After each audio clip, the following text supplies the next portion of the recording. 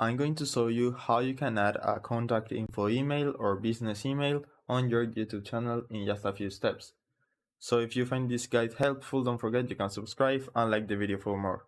So all you need to do is go to YouTube Studio right here, and then you will need to scroll down to customization, and once you are here, you will need to scroll down almost to the bottom where you can see contact info.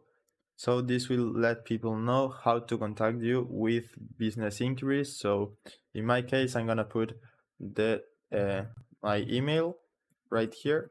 So maybe if there's a brand that wants to contact you for anything related to business, they will be able to see the contact information on your YouTube channel, and it will be easier to contact you. So just add your email right here, then publish. And now if you go to your channel, you will see that if you press right here on the About category, they can see the email address by clicking right here, and they will be able to see the business email. So I hope it was helpful, and thanks for watching.